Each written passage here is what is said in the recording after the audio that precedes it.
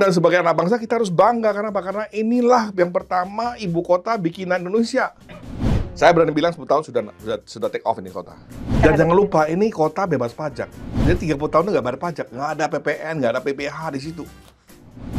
Hai Sobat Bisnis, kembali lagi di Broadcast, podcastnya Bisnis Indonesia bersama saya Ajeng Dinanti. Pembangunan proyek infrastruktur di ibu kota negara ini masih terus berjalan meskipun di tengah-tengah langkah pemerintah melakukan efisiensi anggaran besar-besaran. Belum lagi ini ibu kota Nusantara juga menjadi salah satu kota yang paling pertumbuhan propertinya paling prospektif di tahun 2025 dan bahkan ini berdasarkan laporan survei proyeksi pasar properti 2025. Lalu sejauh mana sih perkembangan ibu kota Nusantara ini sekarang? Langsung aja kita obrolin bersama Wakil Ketua Umum REI Pusat Bidang Hubungan Luar Negeri, Bapak Rusmin Lawin.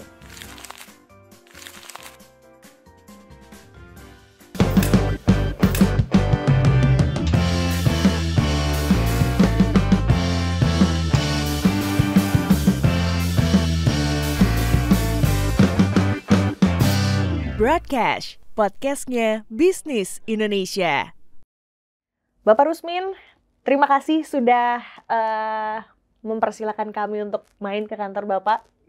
Ini kita ngomongin IKN nih Pak, karena kayaknya banyak sekali berita-berita simpang siur. Tapi sebelum kita dalam tanda kutip klarifikasi, progresnya sekarang IKN seperti apa Pak?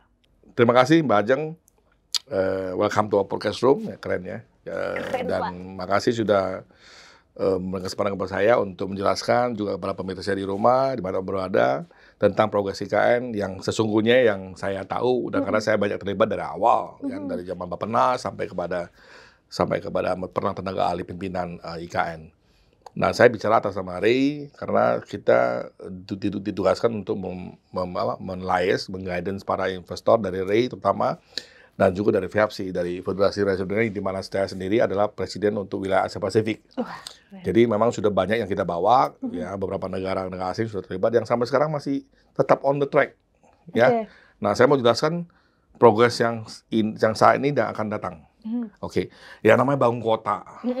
Ya minimal hari ini kan BSD juga sudah hampir 30 tahun kan, ya kan? Betul, gitu. jadi kota mandiri ya Pak Ya, sekarang? jadi IKN itu punya plan 2 tahun, 5 tahun, 10 tahun, dan 20 tahun. Nah, itu yang memang semua masih on track, cuman memang terganggu oleh COVID 2 tahun. Tapi karena jadi kesannya terburu-buru. Padahal sebenarnya itu mengejar ketinggalan yang habis karena COVID. Iya, kalau gara COVID ini udah pindah ASN-nya. Karena Pak Prabowo sudah perintahkan Pak Basuki untuk segera siapkan namanya gedung DPR, yudikatif, legislatif, dan fase perumahannya agar bisa pindah barang-barang di 2029. 2028. Jadi ini yang dipakem.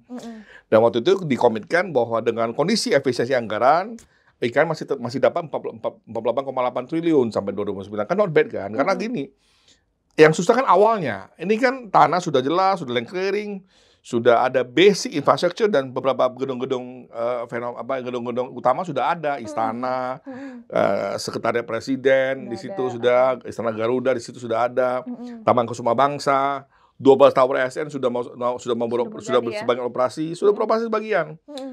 Terus ada lagi Kementerian Kemenko ada 4 klaster, satu klaster itu 4 tower, dan itu semua sudah jadi. Jadi artinya sudah siap untuk memulai suatu aktivitas pemerintahan di KIPP. Nah, KIPP ini kan memang infranya udah jadi nih, tinggal mengisi kan. Nah, tugas kita sekarang mendorong agar investor itu segera bangun dan memang semua sudah komit. Yang saya cross-check dari Pak Agung, kebetulan cukup intens berkomunikasi, saya bantu dari sisi swasta. Bulan 12 semua sudah serentak bangun. Tahun ini? Iya, 42 investor yang nilainya mencapai sekitar 4 miliar dolar. Not bad kan? Itu yang direct investment yang datang beli lahan bangun hotel, bangun kantor, bangun apartemen, bangun showroom, bangun gudang. Itu yang langsung ambil resiko. Ini termasuk asing juga Pak? Ada 8 yang dari asing malah. Mulai dari Rusia, China, Hong Kong, Malaysia, Singapura. Berarti untuk dan Korea, Dan Korea termasuk ya. Berarti untuk IKN Jepang juga masuk. lagi proses sojit ya. Nah, apakah IKN ini masih apa ya Pak? untuk investor asing masih menjadi daya tarik Pak, apalagi karena kan di luar sana banyak persepsi-persepsi, nih gimana sih nih IKN jalan nggak sih gitu Pak? Sebenarnya banyak ya, ini karena keterbukaan media, banyak juga hoax, dan orang kita kan selalu senang lihat berita hoax dan di-share tanpa konfirmasi. Sebenarnya saran saya teman-teman harus fair lah, kan IKN punya channel yang Instagram, mau Facebook, mau YouTube itu yang resmi kan, itu aja, itu yang benar dan memang fisiknya memang benar-benar ada pembangunannya dan terupdate gitu. Jadi nggak usah baca yang media yang anti mainstream yang kita tahu kan. Ini kan suka nggak suka gaduh-gaduh politik ini kan terbawa-bawa juga IKN-nya karena masih ada juga beberapa pihak yang tidak senang dengan pemerintah. Iya, karena mungkin jadi masuk akal juga nih Pak. Kalau tadi Bapak bilang sebenarnya IKN tuh udah dari lama, cuman kepotong COVID karena kan IKN ini berhembusnya pas akhir-akhir masa Pak Jokowi tuh. Gitu. Jadi kayaknya kok kesannya buru-buru, tapi ternyata sebenarnya proyek ini sendiri udah jauh. Persiapan udah jauh Pak, udah McKinsey yang bikin kajiannya. Jadi tidak seperti yang digambarkan para anti mainstream yang tidak punya fakta sebenarnya. Iya. Nah, IKN ini kan pembangunannya kalau nggak salah kemarin ada 3 tahap ya Pak ya. Per Desember 2024 itu bahkan sudah tahap satunya udah 97% lah gitu. Iya. Nah, menurut Pak ini sejauh ini proyek properti apa yang paling menonjol Pak dan bisa menjadi tolak ukur daya tarik investasi?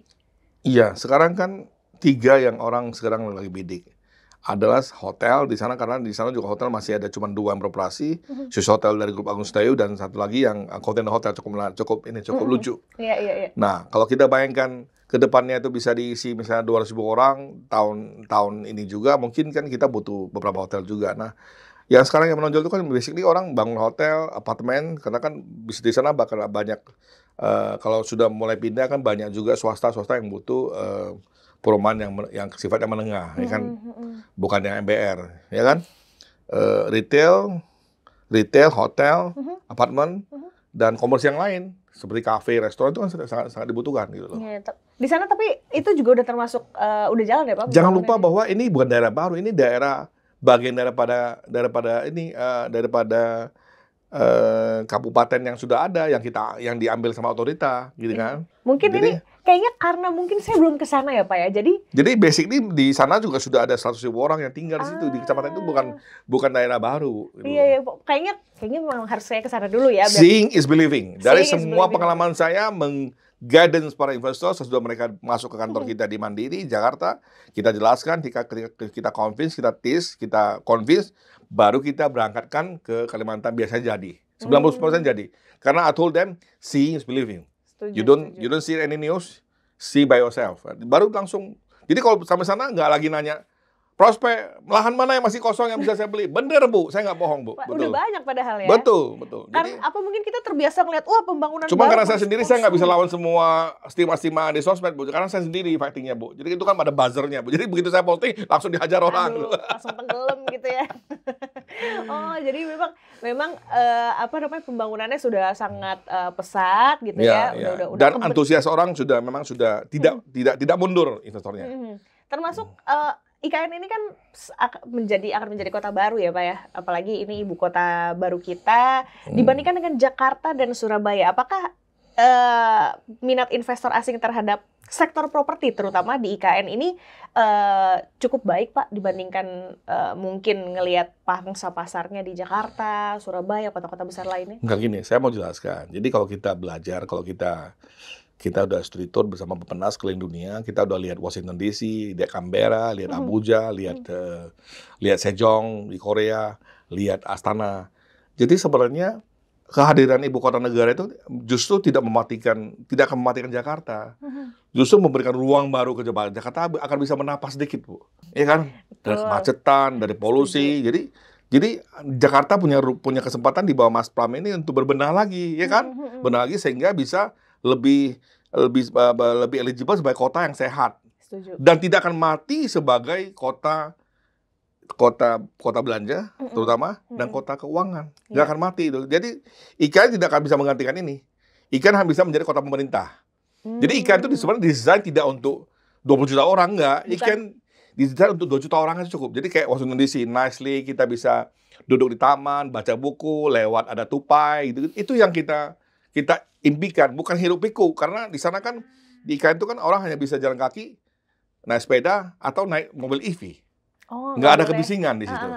Jadi itu yang perlu dikomunikasikan ke publik, bahwa kita bukan bangun kota seperti Metro Jakarta, kita bangun kota pemerintah yang nicely, kalau kata Pak Presiden Prabowo, kota politik, ibu kota politik. Jadi simbol kita Garuda, ya kan? Gitu di situ. Berarti kota ekonomi mungkin tetap di Jakarta ya? Iya, dan sebagai anak bangsa kita harus bangga karena inilah yang pertama ibu kota bikinan Indonesia. Jakarta Batavia was made by Dutch. Masa kita bangga? Ya kan, betul kan? Iya. Ini Indonesia yang pertama loh. Pak Jokowi itu harus kita kasih salut karena berani memulainya. Kan nggak mungkin nunggu Jakarta tenggelam baru bangun, kan kita butuh waktu untuk bangun skoci ini kan, artinya pelampung ini kan, ya kan? Dipilih karena pertama tidak gempa, ya kan?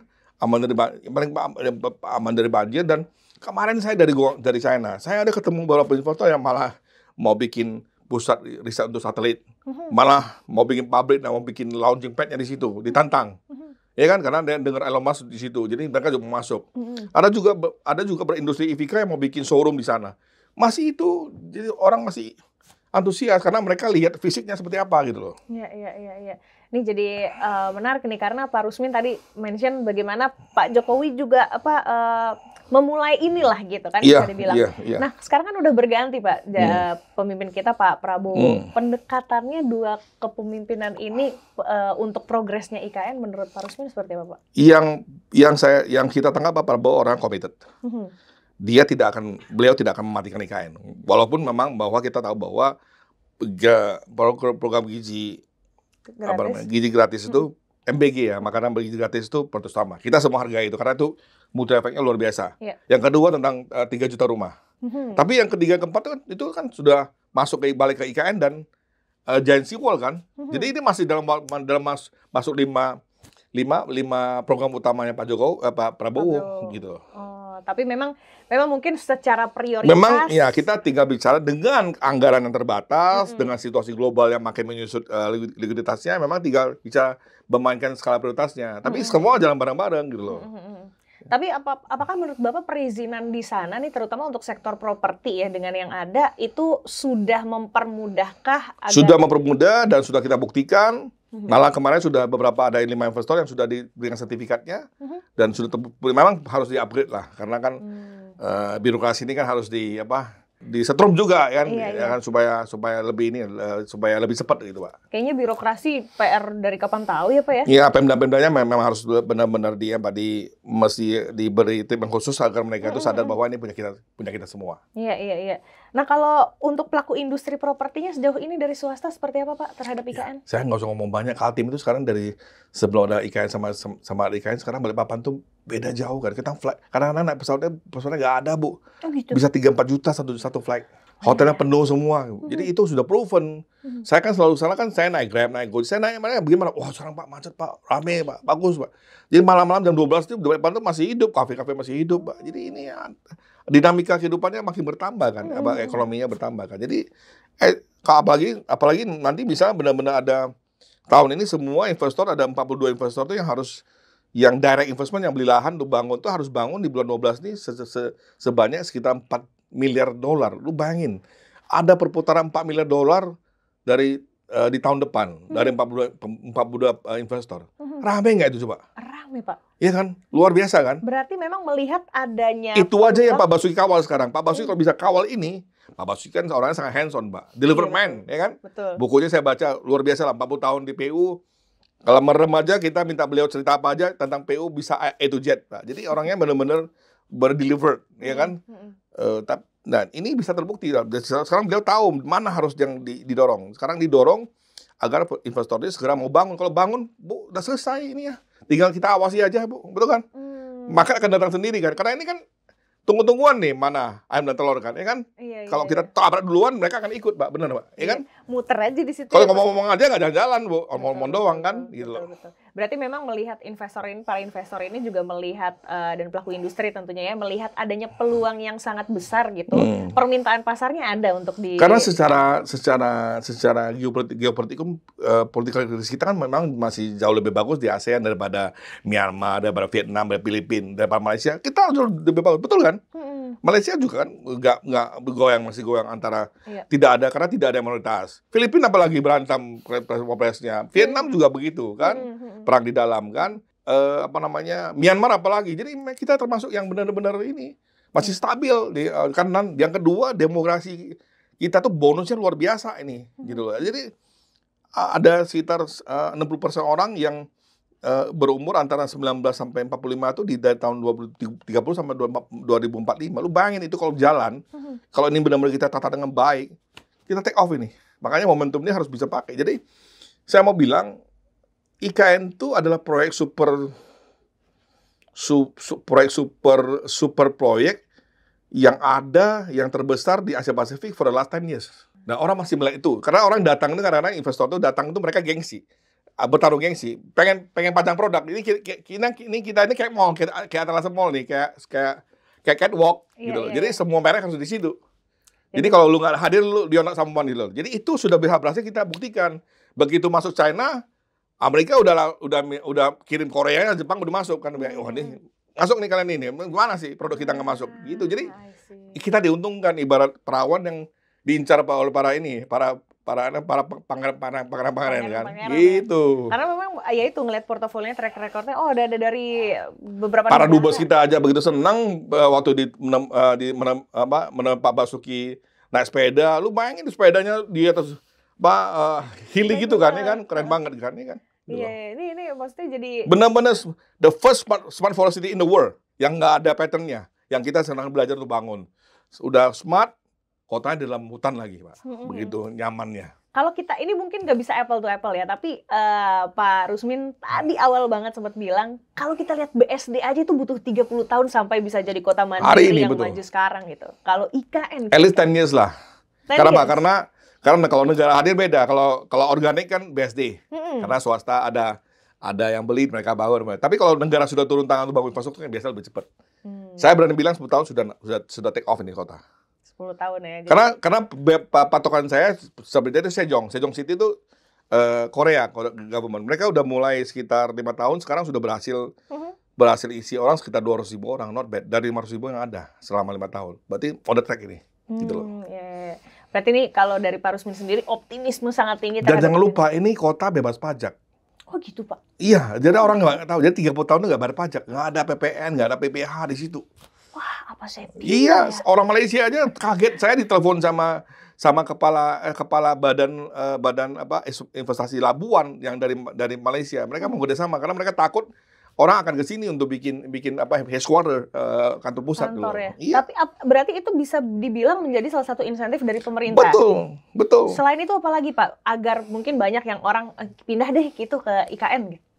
Dia tuh yang kedua, yang pertama itu dari sisi ekonominya dia itu bebas pajak, ya kan. Yang kedua free hassle, one stop services pelayanan. Yang ketiga tentang TKA juga lebih longgar. Jadi artinya TKA itu masih bisa diberikan uang untuk kerja dalam waktu tertentu, ya kan, untuk visanya, ya. Tapi bukan level pekerja lah, level manajer yang punya skill lah, ya kan. Yang kedua dia infranya itu teknologi advance-nya sudah tersedia.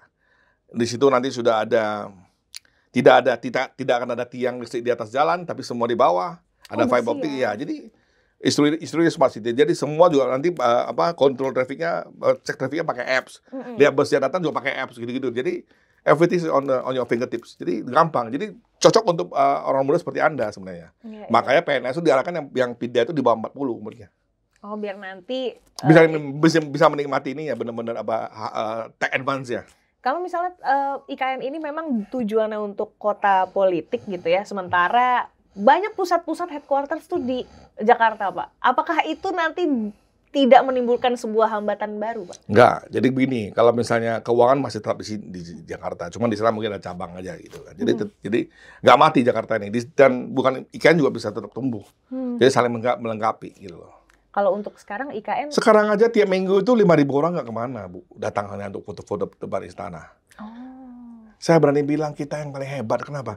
Ada 4 negara yang punya simbol Garuda, simbol nasional Garuda. Saya sebut ya, UAE, Germany, Amerika, Indonesia. Siapa yang berani bikin jadikan simbol negara jadi istana? Cuma kita, cuma Pak Jokowi, cuma Pak Prabowo. Hebat kan? Luar biasa itu, Bu. Kalau Ibu datang foto, Ibu saya jamin merinding ya, Bu, bener, Bu. Hebat bener ini, bener. Megah Garudanya. Berarti besok kalau Pak Rusmin ke sana ajak kita. Iya, karena kadang-kadang saya juga sering tanya, kok masih tega orang yang fitnah-fitnah di sosmed itu bahwa Garudanya belok sini, belok itu, belok sana. Itu kalau seeing is believing. Jadi begitu saya kalau yakinkan calon investor, saya bawa pertama saya bawa istana foto dulu. Begitu foto udah nggak ada pertanyaan. Saya tinggal bawa dia ke ngopi, habis itu dia tinggal ngomong, Pak Rusmin, where's the land? I want to buy the land. I don't come just for tourism to see your place. Itu jawabannya, Bu. Berarti untuk sekarang lahan di KIPP ini 1A 1B yang nikah sama pemerintah udah habis, Bu. Habis semua. Yang di atas 2.000 sudah nggak ada. Sumpah bener, Ibu berani cross ke Pak Agung. Berarti groundbreaking yang sudah dilakukan dari awal tahun-tahun kemarin udah membuat hasil, udah berprogres semua. Sekarang mereka diminta untuk bangun paling lama bulan 12. Sekarang lagi semua persiapan perencanaan, gambar, desain semua lagi dikumpulkan. Nah, berarti Pak untuk sekarang IKN tantangannya tantangan apa yang sedang dihadapi, Pak? Tinggal mengawal konsistensi kebijakan pemerintah sehingga swasta bisa bangun dengan tenang. Habis itu kalau sudah bangun terjadi kan berarti ada tenannya. Itu aja. Berarti kalau misalnya tadi Pak Rusmin bilang 10 tahun 2000 berapa nih? 2000. Sebagai pengamat ya saya lihat Astana, saya lihat Sejong, saya lihat Abuja, Brasilia. Patokan saya yang dekat-dekat kita itu mungkin Astana yang di Sentral Asia sama Sejong yang di Korea. 10 tahun bisa. 10 tahun bisa ya, selama pemerintah konsisten dan juga biar nggak ada aturan-aturan yang namanya tumpang tindih yang menghambat investasi ya Pak ya. Pak Presiden so far dengan segala hormat, kalau yang kami dengar dari Pak Basuki, semua positif. Semua positif. Malah diminta untuk percepatan. Malah diminta untuk percepatan. Kan DPR-nya kan harus pindah nanti. Nah ASN tuh jadinya gimana sih Pak? ASN akan pindah bertahap kan.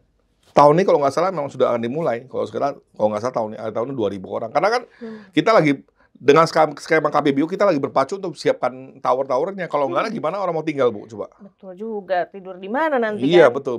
Oh, jadi ASN akan bertahan. Sekarang yang jelas sudah ada 4 rumah sakit yang sudah beroperasi, 2 hotel yang sudah beroperasi, soto sudah ada, kopi sudah ada, sarana olahraga PSSI sudah ada, 12 tower itu sudah bisa dihuni. Mall ada nggak Pak mall? Mallnya sekarang lagi proses pembangunan, kan ada Pakuwon, macam-macam udah masuk. Nanya mall ya tetap ya? Iya. Maksudnya siapa tahu kalau saya tertarik kan saya ke mall. Ke mall masih diajar acuan gitu. Ya. Nah untuk menteri-menterinya sendiri Pak, Kota Politik harus ada menteri perwakilan rakyat. Saya pikir itu akan diatur mekanismenya dengan Kemenpan RB ya, RB untuk bagaimana aplusan mungkin ada beberapa menteri yang di sana mungkin ya atau deputinya di sana take turn karena itu kan di bawah masing-masing atau kantor Kemenko kan. Jadi Kemenko Pangan misalnya di bawahnya kan ada beberapa menteri gitu kan. Jadi mungkin per cluster gitu isinya. Pelan-pelan satu-satu ya. Jadi semoga nih memang harapannya nanti Jakarta tidak sepenuh sekarang gitu ya Pak ya. Betul. Tapi tetap Jakarta menjadi kota ekonominya. Tapi jangan harap Jakarta nggak macet, tetap aja macet. Tetap macet. Karena kajiannya mungkin hanya bisa mengurangi maksimal 3%. Iya, lo udah dikit banget dong. Makanya kalau orang saya tentang properti Jakarta ini udah terjauh kan, nggak mungkin bisa mati. Enggak sih. Nah kalau di IKN mungkin nggak ada kemacetan Pak?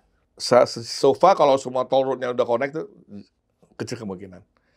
Karena kita mendorong orang untuk jalan karena itu kan 15-minute walk kan. Jadi Ibu jalan dari stasiun ke stasiun, dari stasiun ke tujuan kantor kerja Ibu semua tuh 15 menit.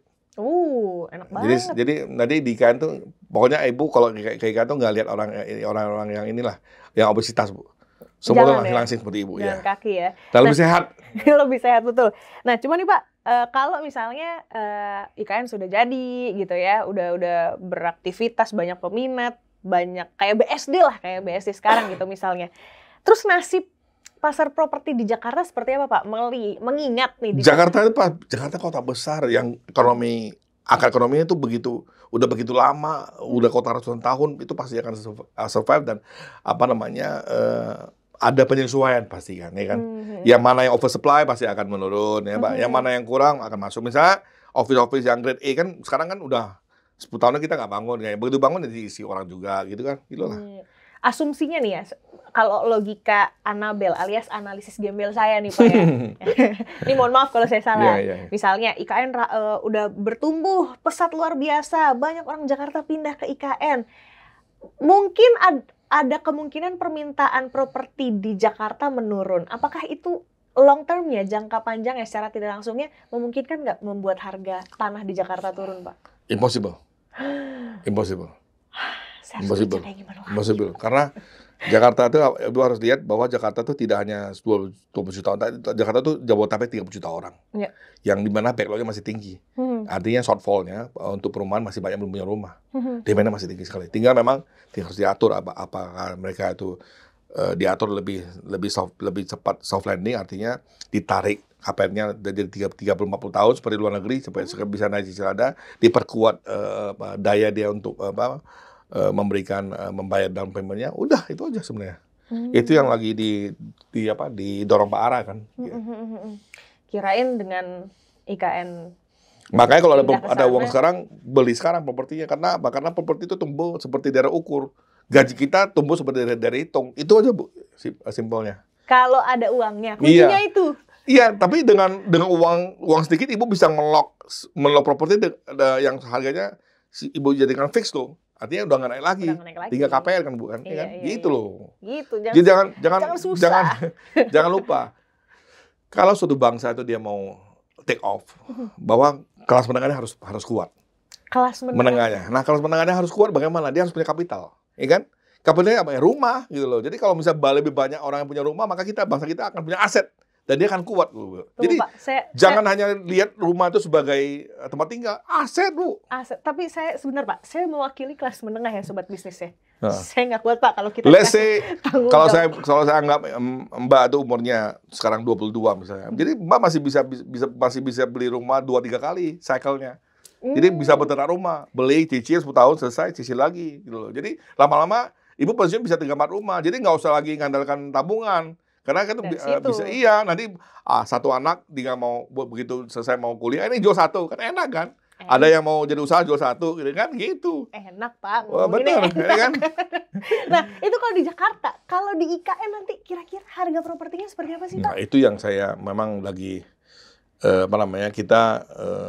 saya lagi bantu Pak Agung ini bagaimana supaya ada semacam keadilan sosial nih. Jadi di IKN sendiri Pak Basuki sudah arahkan ke Pantai Putih untuk bangun juga MBR.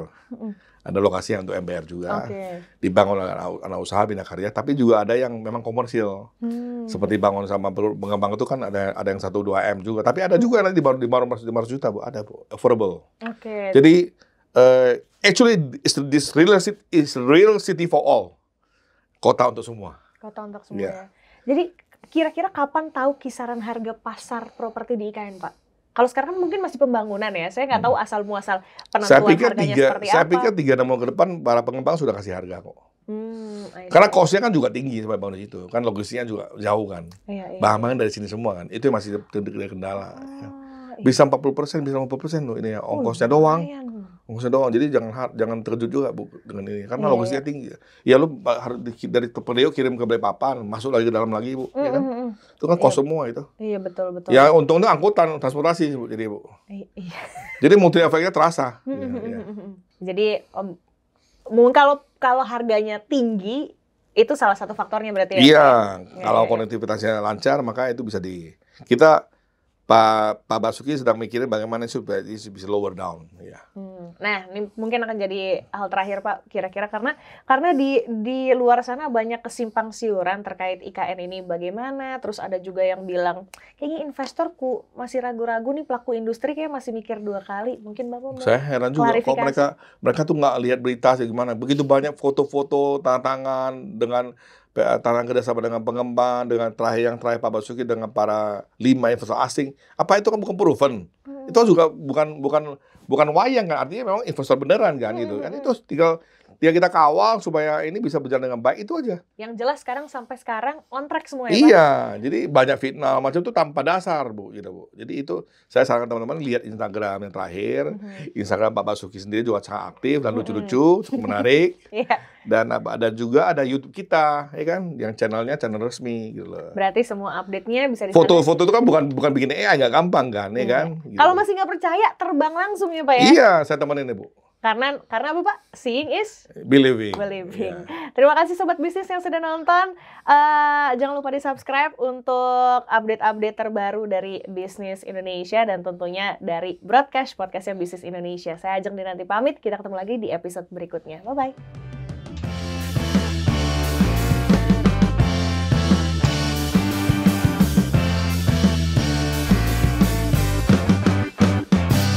Broadcast Podcastnya Bisnis Indonesia.